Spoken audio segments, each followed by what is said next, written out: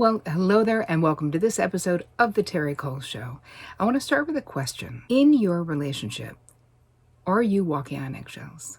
Do you worry that something you say might set the other person off? Are you extra careful with anything that you need to talk to them about to make sure that it's not going to upset them? Well, if you are nodding your head, then this episode, my friend, is for you, because I'm going to be giving you the symptoms of what it looks like and what it sounds like and what it feels like to be walking on eggshells.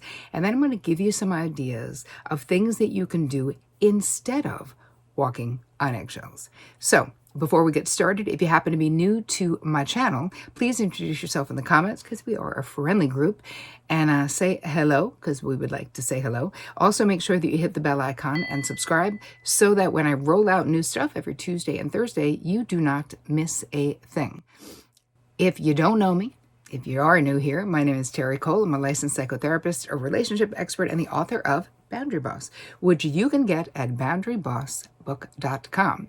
And I want to say thank you for all of your questions and your comments. I appreciate them so much, and I love to highlight them. So today I'm highlighting a comment from Aspasia Holly under the episode 5 Powerful Self-Love Practices for When You Feel Unworthy.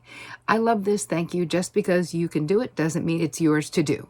Such a powerful statement. I'm in the process of discerning what is mine to do, not just as an act of self-care, but also as an alignment to the greater good. I do only what is mine to do is now my mantra. Helps with overwhelm too. Beautiful message, sending love and gratitude. Well, I am sending love and gratitude right back at you, Aspasia. Thank you so much for being here and being a part of our crew. We appreciate you. All right, let's move it on into today's episode. Let's just talk about walking on eggshells. What does it mean? We all have heard this super duper common phrase used out there in the world, plenty. So what does it actually mean? Well, it means that you are not comfortable in your own skin, right? It means that you are hypervigilant. You are looking for signs that there's a problem. And it may just be with one person. It could just be in your romantic relationship. It could be with a parent. It doesn't have to be with just a romantic relationship. But I find in my therapeutic practice that it most commonly is with a partner. The thing with walking on eggshells is that a lot of times other people don't see it. It's such an internal experience when you're walking on eggshells, and it feels so uncomfortable. It's basically, in a low-key way, living in fear.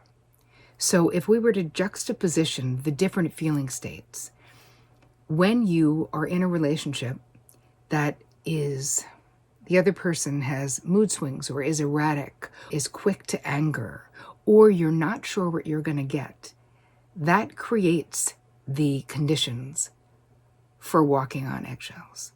In a healthy relationship, you know how your person's going to be. I was literally just talking about this with Vic the other day, that part of what works for us, my husband of 25 years, is that no matter what's happening, even if something's bad, even if we're struggling, even if there's a family crisis or whatever's going on, I can count on him to be who I know him to be, and vice versa. He's not going to just suddenly be mean to me or cold or rejecting or condescending, because that's not how we interact with each other. But if he did, it would be very devastating to me. It would be very startling to me. So it's kind of like in a healthy relationship, if something happens, you can talk about it. If one person makes a mistake, if the other person makes a mistake, you can bring it up. And it doesn't mean, in a healthy relationship, that's not to say you never have disagreements or that you're never in a situation where you're annoyed or upset. But it's not a consistent state where one person feels like they're consistently on the lookout to avoid setting off the other person. That is the walking on eggshells. Let's look at, what does it actually mean to you if you're experiencing this? So it could be that you're just waiting for the other shoe to drop all the time. It might look like waking up and feeling just fine and then sort of having the crushing sensation or that feeling of dread of like, I wonder what it's going to be today that's going to make my partner mad at me or annoyed or just getting angry sort of at the slightest thing.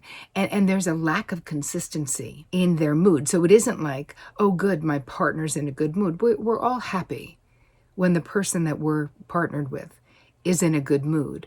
But if you're like overly relieved that they're in a good mood, you want to look at that. Like, why? Are you used to them being in a bad mood? But if you're in a relationship where that person's mood is up and down, them being happy doesn't necessarily make you feel that secure for that long, because the whole point of walking on eggshells is that it could change. At any moment, it could shift into them making a snide comment, being mean, being condescending. So one person is always on this unstable ground. If you're on the receiving end of that, you always feel like there's no solid ground underneath your feet. There's nothing that you can sort of count on. With the other person, there's a lot of reasons why people are like this. So let's actually just look at some of the signs and symptoms of walking on eggshells. Like, what are you experiencing that causes you to do this? Well, first of all, are you afraid of your partner?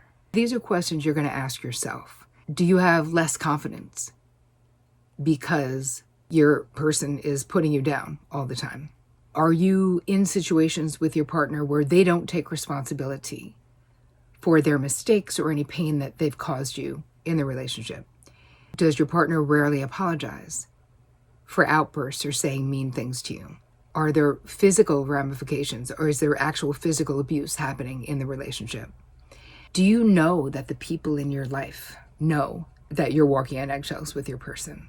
That they've observed the way that your person shoots you a look or is curt to you, says something kind of mean to you? And if you're in a relationship like this, any kind of angry outbursts, right? If you have something to say to the other person, first of all, you'd probably be too afraid to say it. But if they have a complaint, it's amplified, almost like exaggerating how bad it is. And you're used to.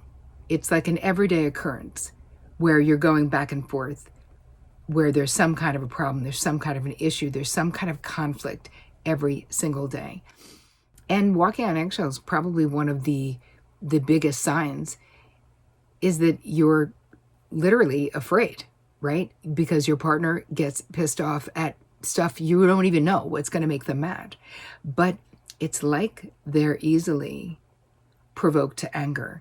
Sometimes this can happen if you're driving in a car and they're road raging it up, even though you've said it makes you uncomfortable, even though you've asked them to slow down or to not do that. They're going off, and then they can even turn that into more of an argument by saying, oh, so you think that that other person is right and I'm wrong? And keep in mind, of course, anyone who is behaving in a road rage way while you are captive in the car, that is really abusive, right? And a lot of what I'm describing, we're really talking about abuse. And listen, there are other things. So let's talk about what other things could create this desire to walk on eggshells. Sometimes it's our past experiences. So in the guide I'm going to give you, just go to terricole.com/guide. I'll give you a couple of blueprint questions to see if this is learned behavior, because sometimes we're walking on eggshells in relationships because of past experiences, not because of our present experience with our person. It's like we're trained to do that. We've learned this is habituated behavior. And it's really important for you to understand, where is it coming from for you, right? Sometimes it's a past relationship that we were really traumatized in, and we may be in a current relationship constantly checking to make sure we don't need to be walking on eggshells, which kind of makes us walk on eggshells with the person who didn't do the harm to us. There's a saying, it's like a meme online, which is like, you have to deal with your past injuries or you end up bleeding all over the people who didn't actually cut you. I'm sure I butchered it. You guys know what I'm talking about. You get what I'm saying. It's important, though, for you to be honest. I hope that this episode just inspires you to be honest with the way you feel. And probably the easiest fastest question to answer is, am I afraid of my partner? We all have a desire to protect our people. We all have a desire to not disappoint our people. But that's not the same as actually being afraid. Now, I've been in relationships where I had emotional fear of my partner because they were jealous, because they were very possessive, because the relationship was very codependent. Now, in that situation, and I was in my 20s, but there was a mutuality, even though I wasn't jealous and possessive, but I had my 50% of what was going on in that relationship because I was being codependent with that person. But I did have fear. And I remember when I ended that relationship in just a terrible way, because I just didn't know any good way to get out of it. A codependent relationship is really hard to leave. So I just left any way that I could, which was literally at like 2 a.m. I borrowed $10 from him to take a cab to my sister's. Not my proudest moment, but I had to go while I still had the courage to go. One thing I said to myself after that relationship is never again. Never again will I be in a relationship with someone that I fear. And I kept to that in my life. And I was only in my early 20s, and I didn't get together with Vic until I was in my early 30s. And I had other relationships, but I never, ever feared them again. So to me, that was a very important line. That was a boundary, an internal boundary for me, that I would not get myself into that situation. And of course, there is a repetition. If I were looking at my own blueprint, what would I say? My sisters and I, including my mother, were all afraid of my father. So did I walk on eggshells in my childhood? I sure did. And just afraid of his disapproval. He wasn't physically abusive. He just wasn't present. And when he was, we were all uncomfortable and wanted to just get away and just not do anything to create his disapproval. And I'm sure many of you have similar experiences in your life. So if this is you, what can you do? Well, you're going to do the questions, the blueprint questions first, and the other questions as well. But let's start with the blueprint questions, because you want to understand sort of what you're bringing to the party. Then go through a quick assessment. It's a little inventory that I'm giving you, the questions you can ask yourself about your current relationship if this resonates with you, to see how many of these things are you actually suffering with right now in your relationship. And then you have choices to make where talk about it with people, because a lot of times we don't, because I knew the people in my life knew that I was in this relationship that was isolating me and whatever, but I felt so loyal to the guy. I didn't want to talk about it with other people because then I was afraid they were going to expect me to leave and I wasn't ready to leave. It was like a whole thing, So part of it is find a trusted other or a therapist who you can talk to about how you're really feeling, about what's really going on, because I promise you, you deserve a life better than walking on eggshells every day. It is so bad for your nervous system. It is so exhausting, but there's no joy there. You can't live in joy and be afraid all the time. And you might be so conditioned to what you're experiencing that you don't even recognize it as the problem that it actually is. If you think it's possible to talk to your partner about it, if it's safe, right? Listen, if you're in an abusive relationship, I will give you the link. I created a whole guide for you to safely leave an abusive relationship. So if you're in that situation where someone is violent with you, don't do anything that's going to set them off. Go watch that other video that I created for you, because there's literally not one thing that is more important than your safety. You have to make sure that what you're doing is not putting you in an unsafe situation.